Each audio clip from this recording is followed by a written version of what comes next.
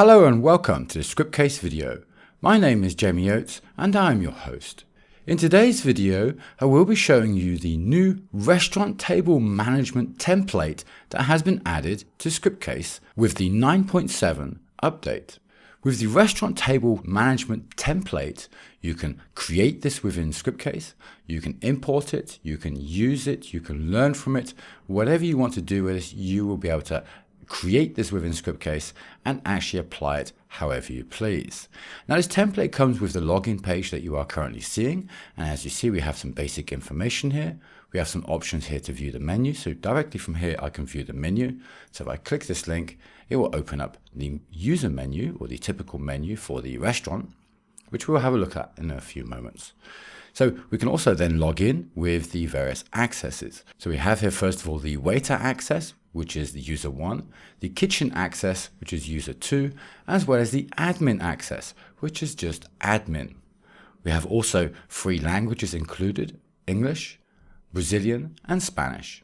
You can log into the restaurant table management template simply by entering the username and the password and then clicking the sign in button. Once logged in as a kitchen staff member, you'll have the following menu available. So from here we can view the restaurant menu, which is what we'd seen a few moments ago. And within the restaurant menu, we can view the categories or the items that are available within our menu. So we have here the QR code, which we can scan from our phone, which will then also present the categories to the end user.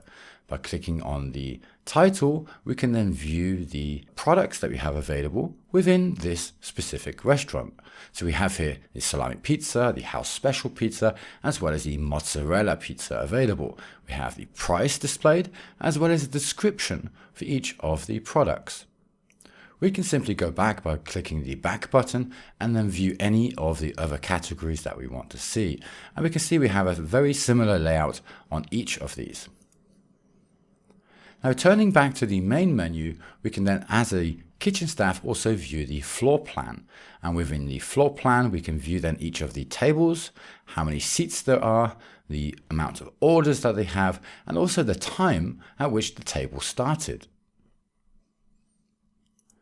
Clicking on the table, we can then view the actual order as a kitchen staff member. So here we can also have the possibility to merge tables. We can update the total amount of people that are available for the table. And also we have then here the status, the start time, as well as the waiter applied for that table. And then below that we have then the products that have been added for this. So as a waiter, I would then come in here and then select the products that I would like to add to this table.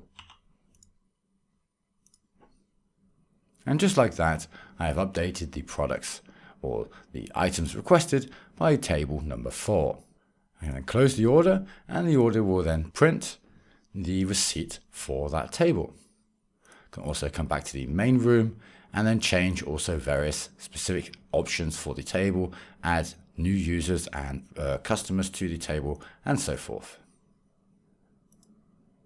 Within the main menu, we can also view our security options, which will then allow the waiter to change their password and set a new password for their user account. Within the menu, we can then also log off. Okay, so this time I will log in as user 2 and admin as the password again. We are now acting as a kitchen staff, and again we can view here the products that we have available. And we can also view the kitchen monitor, and as you see we have a completely different layout for the kitchen staff. So they will then see what items or products have been requested for each of the tables, and here then they can actually change or update the status of the product to indicate that they are cooking or that the products are ready for delivery to the table. We can also change the status of the entire order and view each of the items that have been provided. Within the main menu, we then also have the same options for the kitchen staff to change our password, as well as to log off the user. So logging off again, and this time if I log in as admin and password admin, and this time we will see that we have some further options. So we do see the full menu as the staff members do. Okay, we have all of the details here that we can then update and change. We have then also the floor plan, just as the staff members also see. And then we also have the kitchen monitor, which we can then also view for the kitchen staff as an administrator of the platform or of the restaurant. Now within the admin section here, we then have the options where we can add our customer information, so we can add more customers here and then keep track of our customer or clientele that we have of our restaurant. And every so often maybe send them some email updates or some information regarding our restaurant. So we then also have the reservation table, and within the reservation table we can then view the reservation time, the start time that is then indicated on the table, how many hours would be expected, how many people will be attending, as in will be available on the table, and then also the current stage of that reservation. So we have then reserved, confirmed, as well as then cancelled available here. And we have then that grouped via the customer. So then we can actually really see nicely how often the customers that we have, how often they return back to our restaurant and so forth. And we can of course develop this further, add further indications in there, even some extra buttons to maybe modify and change that even more. And of course, if I come here to edit the reservation, we can change then the stage of the reservation, cancel, confirmed, reserved, and we see that then we also have some automatic population of data there, which is then here the confirmation date. So when we choose here confirmed, the date is automatically populated, and we can adjust here the amount of people we want, choose the customer that we want to have added to this table. Now of course, if you wanted to change this, you could do that also. All of the forms and applications are available within the template, where you can then simply open them and edit them how you please. Now I will show you that in a moment, so we can actually go ahead and change maybe the login page of this, and so you can customize that already. So okay, so once our reservation has been then all set, so I'm just going to exit that. And then we also have our categories available, so we can define new categories or add new categories. So we can just edit them here within the grid or add new ones, and then we can add them also here within the grid. And of course, when we want to make updates, we want to save that. And if I add a new item here, then I also want to save that here also within the grid application. Okay, so the next option we have is then for product, and we can see here that we have then the product information, so the product title, the description, price, and whether the product is active. So if I go ahead and edit the product, we can then view first of all here the active status of the product. We can then also view the to kitchen status, as well as then the category, and change the product information, as well as the images for the relevant products that we have for our restaurant business. Okay, so next up we then also have settings, which within this we can actually change the stages. So we can apply further stages here if we want to the reservation. So reserved, confirmed, cancelled. So maybe you want to add VIP or anything else in there, we can then simply add that. We have then also the order status, so we can customize this to our own kitchen. And then we also have the kitchen status. So there is a difference between the order status and the kitchen status, okay? And then we also have the restaurant room, so we can have multiple rooms within our restaurant, and that would then also be applied accordingly within our floor plan. And we have then also the restaurant tables, where we can add then the total seats available for that table, the table number, and indicate the room where that table will be located. So that is then all of our main settings available within this template. Within the security, we have our typical users option here. So if I edit that there, we have here the groups, administrator, kitchen, as well as then the waiter. And we can also activate and deactivate those users. And we also have all of the applications which we have available. Now, if we do add further applications to this, you will want to sync them. So don't forget to do that here. So then you access here the sync applications, and then any new applications you add to this platform will then be added into your security, because we're using the group security here. And here we have the groups, so we can add further groups if we wanted to, as well as then the group users. So here we can then view kitchen staff, waiters, the waiter staff, or the administrator staff. So if I go ahead and do that, so kitchen staff, and I go search, then I have here then all of the kitchen staff displayed. Okay, so the group applications, here we then view the applications that are available to the kitchen staff, for instance. And if we want to enable further applications for that relevant group, then we would need to enable them here, where we have here the access, the insert, the delete, the update, the export, as well as the print options, which we can then simply apply to that user group that we have then selected. Now, other than that, we also have the option to change our password and, of course, log off. So the platform is quite complete, and with that you will be able to start creating your own restaurant platforms very quickly and actually, further expand it and develop it however you please. So I'm quickly going to show you how we can actually go ahead and create this. So if I log back into Scriptcase, and then once you are logged into Scriptcase, then we can go ahead and start by creating a new project. And then with the new project, we can then choose now. So if I choose here, the new restaurant menu, and you can see that is indicated as a new item. So if I choose that, and then here I'll indicate the name that I want it to have be called. So a restaurant, pizza, I'll call it pizza restaurant. Okay, and I can add a product description as well as additional product information. Okay, so we can also change the icon here if I wanted to, but this icon is quite nice. I'm going to go ahead and leave that and click then the next button. So, okay, I'm going to zoom in a little now so we can see this a bit better. And now from here, I have the choice of what kind of database I want to use. Now I could create a new connection to my database, or I can use the default connection for SQLite. So if you want to just test out if you just want to test out the new template or any other of the templates that are available there, and you don't want to link them to your database, then just go ahead, create them here with the SQLite. All of the features, functionalities, and everything are easily replicatable from one application to another, regardless of the database that you use. So for this demonstration, I will go ahead and create a new database. So I will choose here a MySQL database. And then from here, if I go ahead and list my database, I have all my databases here available. And what I'm going to do is I'm going to create a new one, and I'll call it Pizza Rest. Okay, Pizza Rest, create. And now I have here my new database added. There we go, Pizza Rest. I can test the connection and make sure that it works okay. And if I want to make any further changes to my database, for instance, I can change the driver to MySQLi. If I prefer that, I can change the port, the server IP address if I want to define that specifically for the database hostname, or either the hostname or the IP address. So the choice is yours depending on your configuration. The username and password should be default. Now, the security options are also many. So we can apply here SSL, which is an important thing today. So you may want to apply this here.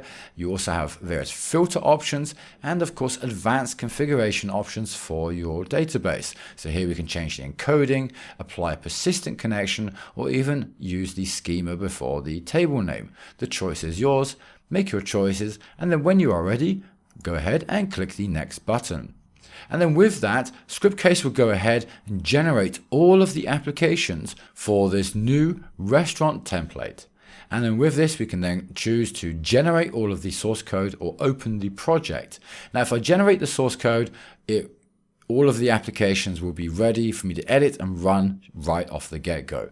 Now, if I open the project, it will not generate any of the source code. So I will need to open each of the applications and run them, or generate all of the applications to actually view each of them. So for that purpose, I would go ahead and generate the source code to ensure all of my applications have been created and that they're all ready for me to edit and run and view, and there are not going to be any issues if I'm going from one application to another while making any changes. Okay, so once the applications are ready, we have then the choice to run the project, open the project, show the log, or close it. Showing the log, we can do that quickly, and we can view here all of the applications that have been generated and their status as indicated is okay. So the generation was successful. If there were any errors, then it could well be to any new applications that you would have added, and there maybe you need to update a MySQL selection or something else. Of course, the indicator letter is always provided here, so do read that if that information is provided to you. So other than that, we can go ahead and run our new application. So I'm going to go ahead and run it, and as you see, we're going to have exactly the same platform as we were viewing a few moments ago with no changes actually. And then we have within Scriptcase, all of the applications have now also been created. So we can see here all of the admin applications have all been categorized and organized really nicely into their own relevant folders. Okay, so it's quite easy to navigate. And of course, we can choose up here all applications and view them all in one go, grouped via the folders if we choose.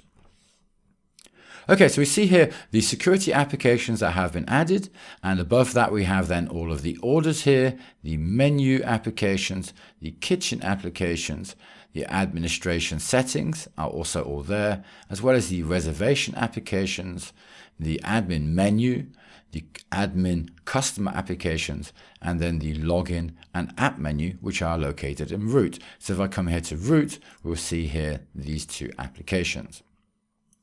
Okay, so to start off the application, I can either come up here and click the Run Project, or I can click here the Run button at any time, and it will start either the application if I click Run here, or it will start the project if I click Run up here. Now the Run up here must be configured for your project, so if you create a new project, this Run button will not automatically always work. You need to actually define it within your project properties. So to do that, you will access here Project and view here the project properties, and then within the project properties you can choose here the initial application, and I can just simply choose here the drop down menu and then change the application to the new app that I want to have defined as the initial application. So when I click here Run, it will then start that application that I have defined there. Okay, so what I want to do is I want to access here the login page and make maybe a change here to the restaurant name or something. And if I open up here the login page, we're going to see that we are using an external library for this. Now libraries are handled up at the top here, and we can access here the library. So we have here tools, and we have here the external libraries and internal libraries. Okay, so the external libraries is where we upload files to Scriptcase, and the internal libraries are where we actually just create or code the applications here within Scriptcase. Okay, so there's a slight difference between the two.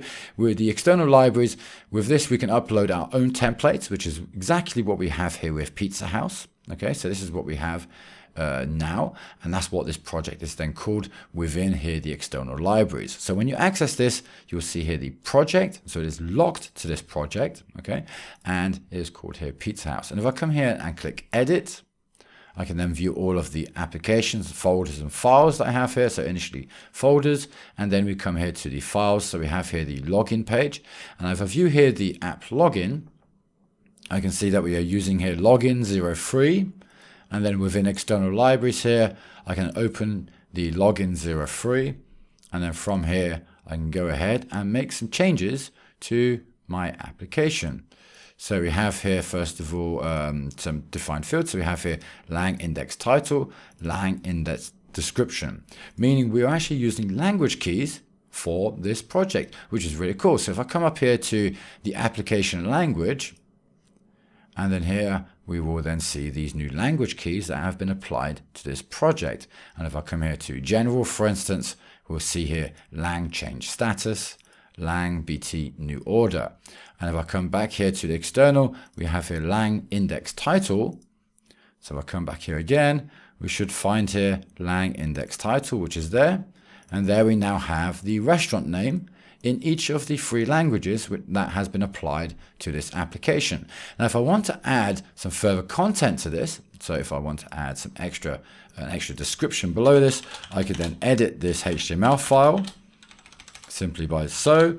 I could then add a new language variable in here. So I'll call it lang underscore. I'll call it index also to keep within the same. And I'm going to call this one descript, say more. Okay. And then if I just copy that, and I will save that new file. And then within the application language, I can add that now here. So I have lang underscore index underscore desk underscore more. And then here I can then add then the new information. Yeah. So new products displayed each day. Okay, it's a lie, but it's how it is for now for this demonstration. And of course, I would need to have that translated, and for that you can use various translation applications and then replicate that to the other languages that you have available here. And then all I do is just click here the update message button, and that has now been added into the language library, or the data dictionary it is, because this is where actually all of the languages are stored, as well as the index and variables and so forth for all of your tables, and it all links it all together. So with this, we have then our language key defined within our new application. And if I go ahead now and run the app login, we will have now our new language or our new message displayed here on our page. And of course, if I go ahead and change the language, it will display that in English every time because I haven't gone ahead and translated that. Okay, so we can very quickly apply any changes there to that, and we can add our own language keys within the application here. Now, if we want to add more languages, then we would want to come here to our project again, view the project properties, and we have here the locals, and from here I can go ahead and add further languages. So first, for instance, if I want to add German, I can choose German, add that. I'll choose here the character set, also set that to UTF, and save that. And now within my application languages, we will now also have German available. So I will need to open it again. And now we can see that if I view here in general, we now also have the German language available within our application or template. So just like that, we can add multiple languages, apply our own keys or definitions, and actually have them displayed within our application. So just like that, we can make changes to our template. We can make changes or even create an entirely new template and actually add the variables and so forth that are available there. What you have to do is read the template itself. The language keys and so forth are all obvious because they all use the curly brackets, okay, as I had shown you there just a moment ago. And with that, then you can create your own login pages or even templates to use for forms, as well as even the menu and so forth. Okay, so one further item I wanted to show you, and that was here how we can change maybe the QR code. So for instance, if I come here to the grid menu category, and if I run this application, we will then see here the category products, or the products categorized within this grid application. And we may want to change this QR code, for instance, and we can do things like that very quickly and easily within Scriptcase. So if I choose here, I have the grid menu category open, which is then the application which we have open, and we have then here the category field and the QR field. And for the QR field, I can change here the size of the QR, even adjust the level of error correction as well as the margin. So if I go ahead and increase those, and if I go ahead and run that grid application again, just like that, we have much larger QR codes. So it really depends on how you want your application to look. It is so quick and easy to apply any changes to just about anything you want within Scriptcase. Okay, so thank you very much for watching this Scriptcase video. I hope you have enjoyed it and make use of the new template that is available with the 9.7 update within Scriptcase.